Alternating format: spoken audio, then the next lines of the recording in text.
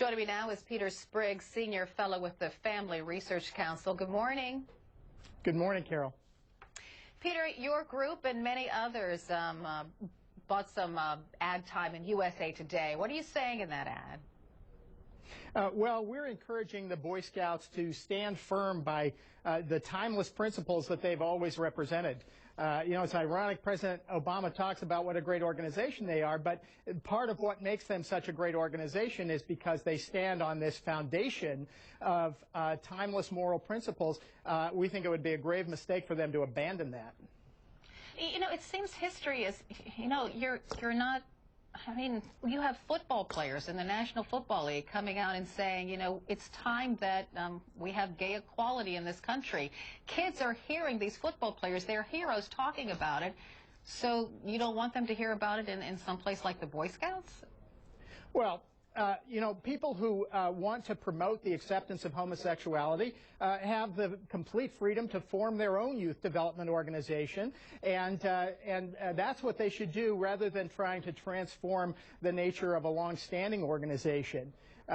We believe that the Scouts have been well served by the policy that they have. They defended it all the way to the United States Supreme Court and won, and I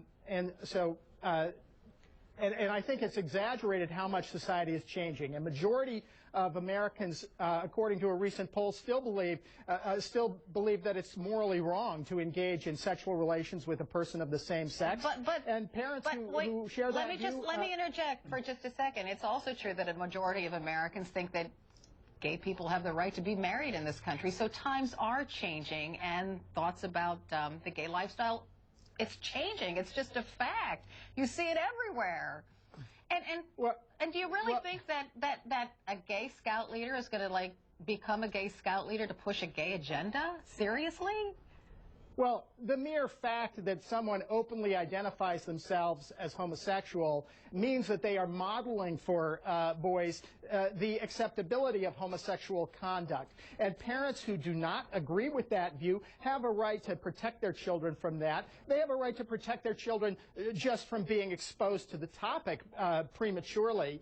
And they have a right to protect their children from the potential risk of child sexual abuse at the hands of men who might be attracted to other males.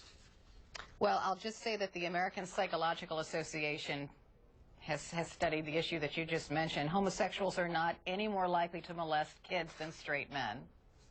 Well, I think and plus you're condemning every single homosexual in the country as being a possible pedophile, and that's not fair. Well, without even debating that issue, I think most parents would not feel comfortable sending their daughters on overnight camping trips with men who are sexually attracted to females. And by the same token, most parents would not want to send their sons on overnight camping trips with adult men who are sexually attracted to males.